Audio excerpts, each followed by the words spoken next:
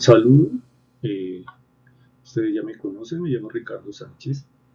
Eh, un requisito para poder aprovechar el material que vamos a trabajar hoy es que ya hayan visto y procesado el material relacionado con medidas de frecuencia. Entonces vamos a hablar hoy de medidas de asociación. Eh, Habíamos comentado en una sesión anterior que la epidemiología se define como el estudio de la ocurrencia de fenómenos relacionados con salud en poblaciones de humanos.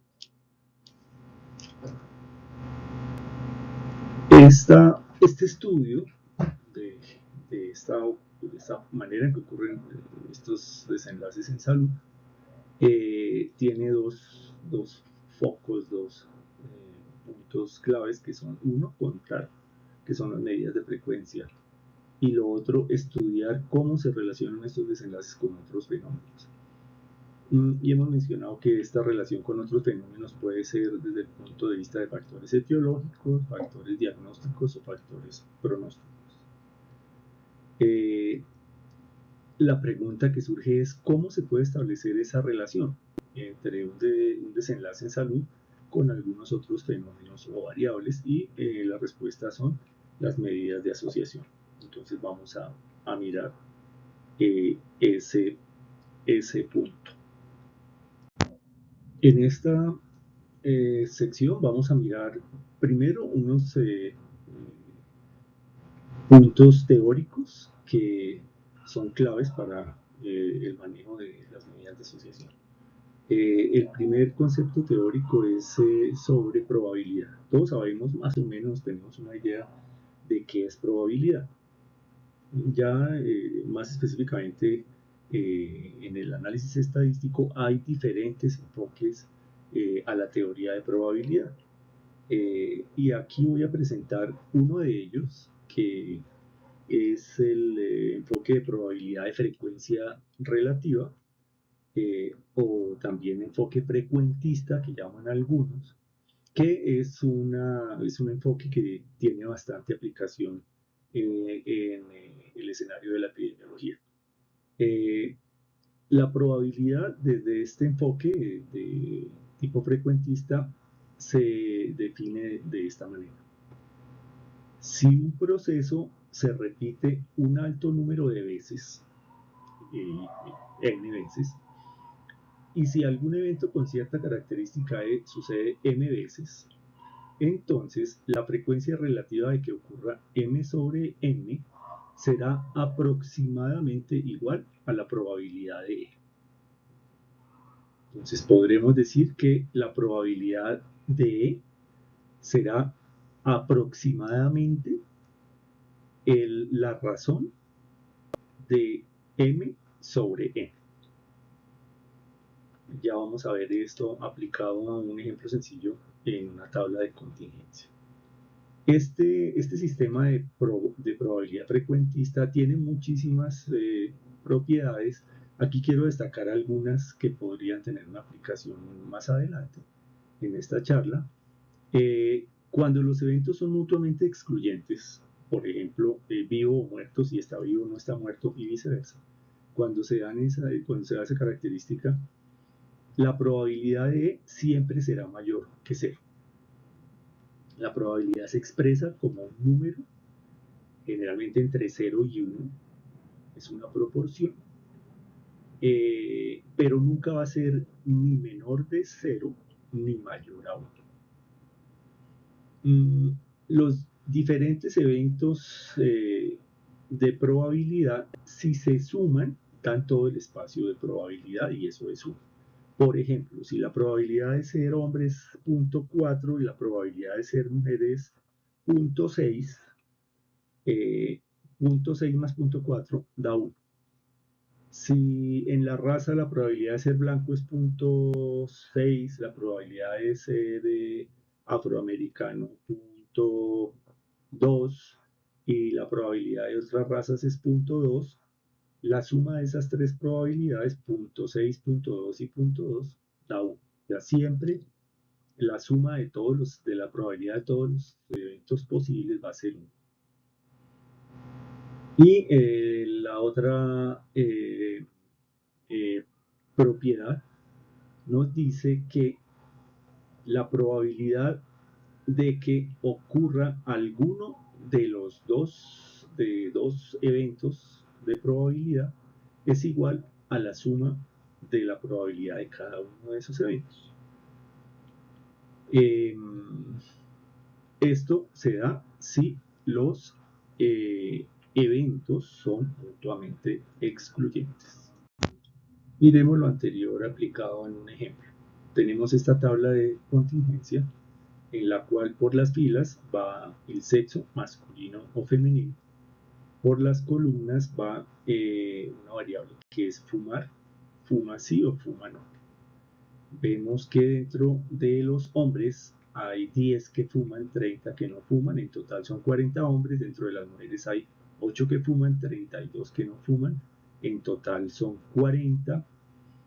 Tenemos 80 individuos representados en esta tabla.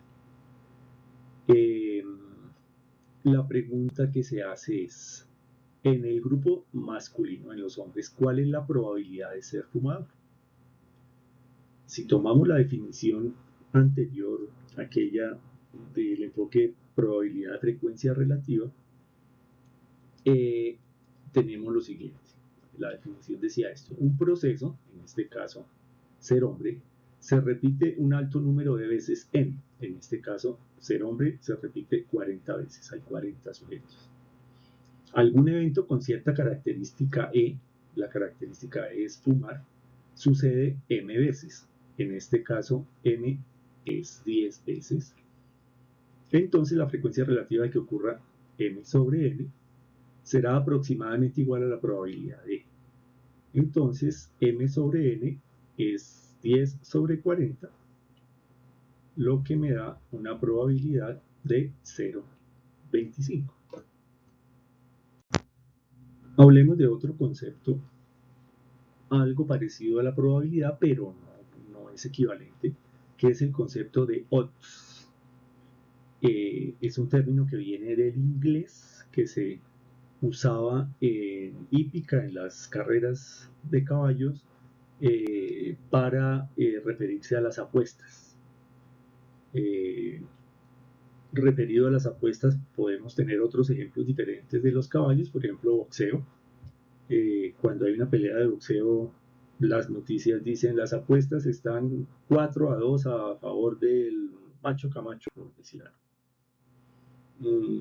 O las apuestas están 8-2, 5-1.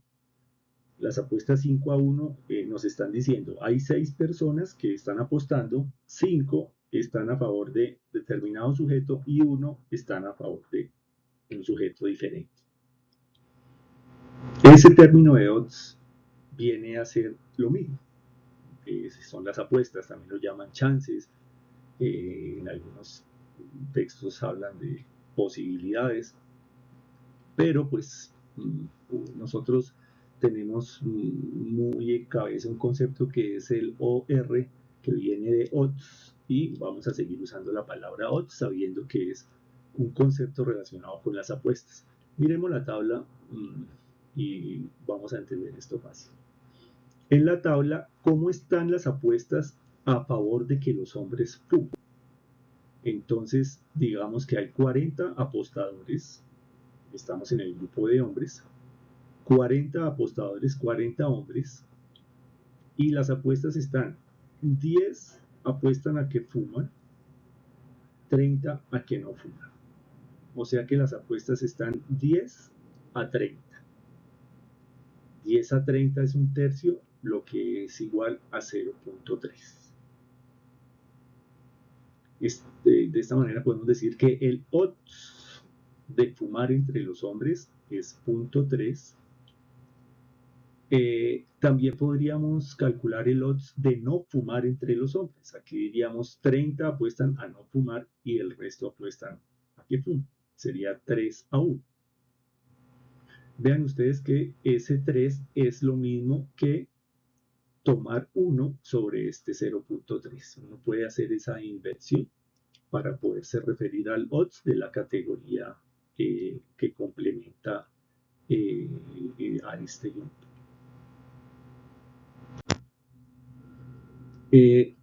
Tanto los odds como las probabilidades salen de la misma tabla.